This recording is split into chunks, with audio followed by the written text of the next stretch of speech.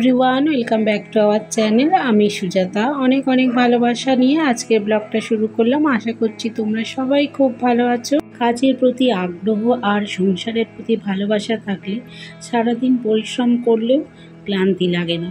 কিন্তু এই শরীর নামক বস্তুটা কোন দিন খারাপ কোন দিন ভালো, আজ ভালো মানুষ কালকে খারাপ হতেই পারে।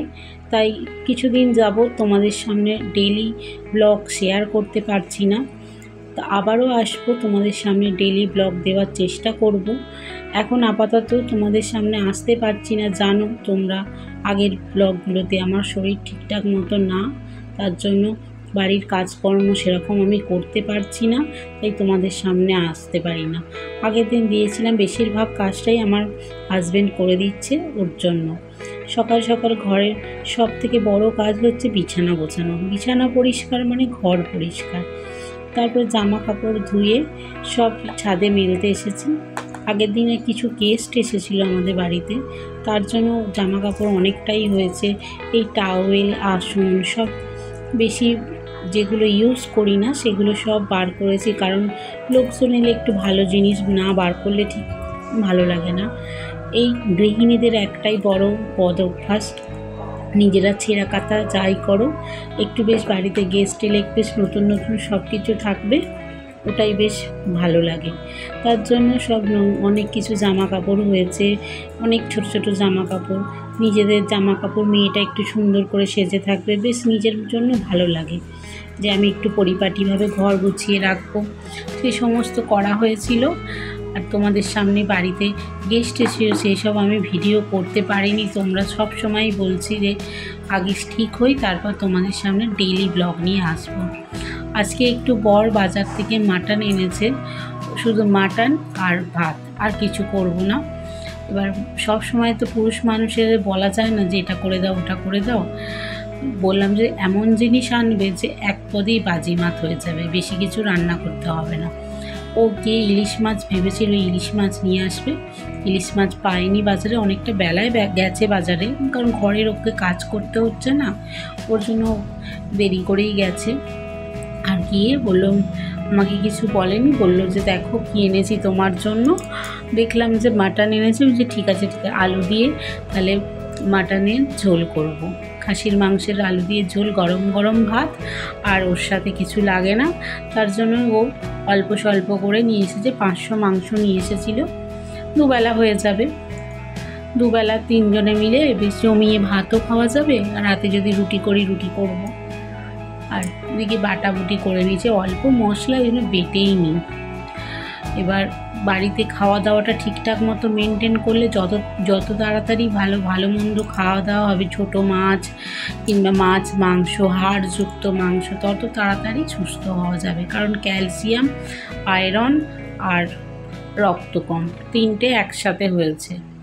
এই বুকে পিঠে ব্যথা মানে ক্যালসিয়ামের কারণে হচ্ছে, আর চুল অতিরিক্ত উঠছে, সবটাই ক্যালসিয়ামের উপর নির্ভর করে। আমি এটা খাবো না ওটা খাবো না, গ্যাস হচ্ছে অম্বল হচ্ছে, এই করে করে খাই না। কিন্তু সত্যি কথা বলছি, আমার গ্যাস অম্বলের জন্য না আমি রাতেরবেলা অনেক সময় ঘুমাতেও পারি না। যাই হোক, কাজের প্রতি ভালোবাসা আর সংসারের প্রতিও ভালোবাসা, আর এইসবের কারণে না শরীর খারাপ বলে মনে হয় না। কারণ আমার বর কী খাবে, মেয়ে কী খাবে, এদের প্রতি যথেষ্ট ভালোবাসার কারণে গৃহিণীরা সকাল থেকে উঠে ভোর পর্যন্ত যথেষ্টভাবে ভালোবাসায় রান্না বান্না ঘর গোছানো সবই করে থাকে। আর আজকে ওয়েদারের আপডেট দেখো, চারিদিকে একদম রোদ ঝলমল করছে। আর বাচ্চাগুলো কি করছে জানো তো, এখন সব পুকুরগুলো উপচে গেছে না জলে বৃষ্টিতে, ওখানে মাছ ধরছে। ওই মাছগুলো না সন্ধ্যের পরে আবার ওরা বিক্রি করতে আসে। আর আমি বলি, তোরা তো ড্রেন থেকে তুলেছিস, তোদের মাছ আমি নেব না। বলে না আন্টি, আমি পুকুর থেকে তুলেছি। যে থাক, তোদের ড্রেন থেকে তুলেছিস, আমি জানি সবটা। মাংসের মশলা কষাতে দেখেছো কতটা তেল দিয়েছি, 2 চামচ কি 3 চামচ, এর থেকে বেশি তেল মশলা দিই না। যতটা পুষ্টিগুণ সমৃদ্ধ রাখা যায় খাবারের মধ্যে।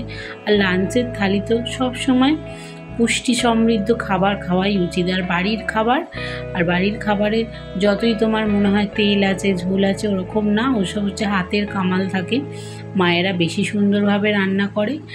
আর আমরা চেষ্টা করি মায়েদের মতো করার। আর এদিকে গরম গরম ভাত একদম হয়ে গেছে, আমি চাপা দিয়ে দিলাম। আর মশলা কষানো হয়ে গেছে, তেল ছেড়ে গেছে। আর মাটনটা আগে থেকে সিদ্ধ করে রেখেছিলাম, সিদ্ধ করে তারপরে এটা ভালো করে আবার কষাবো। এরকম করে মাংস করলে না দারুণ লাগে খেতে। একবারে কড়াইয়ে রান্না করলেও ভালো লাগে, কিন্তু এটাতেও আলাদা একটা টেস্ট হয়। সবসময় একরকমভাবে মাটন ভালো লাগে না। আগে সিদ্ধ করে নিয়েছি, সিদ্ধ করে চটজলদি হয়ে যাবে বলে, তার জন্য যত তাড়াতাড়ি রান্না হবে এখান থেকে ধরো বেরিয়ে যাব আমি, আবার একটু বসে নেব। কারণ হচ্ছে শরীর সুস্থ যতক্ষণ না হচ্ছে ততক্ষণ আস্তে আস্তে করেই কাজকর্ম করছি।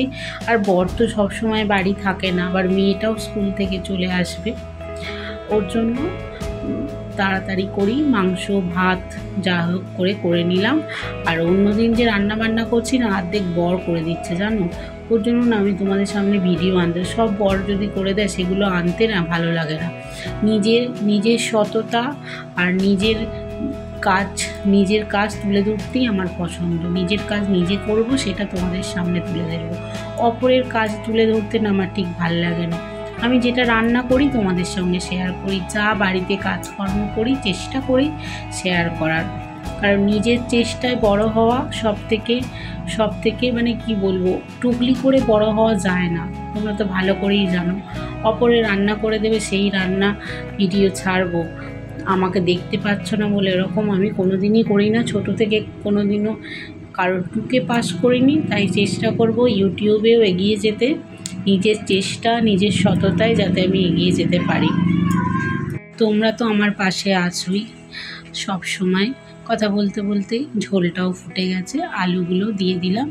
কড়া করে আলুগুলো ভাজলে না যে আলু স্মেলটা থাকে না, সেটা আর থাকে না। ওর জন্য না সব সময় চেষ্টা করবে মাংসের মধ্যে আলুটা ভেজে দিতে, মুরগির মাংসই হোক আর খাসির মাংসই হোক, সব সময় ভেজে দিলে না টেস্টটা একদম অথেন্টিক আসে আর সুন্দরও খেতে হয়।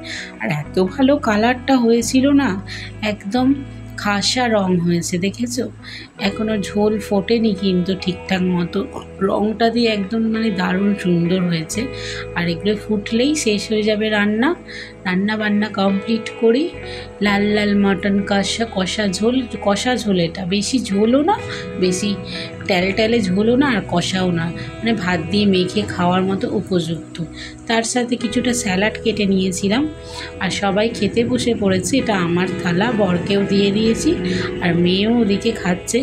মেয়ে মাংস টাংস না এখন নিজে হাতে খেতে শিখেছে, ওর জন্য না একটু সময় লাগুক, তাও ওকে খেতে দিই। আজ তাহলে আসি, টাটা।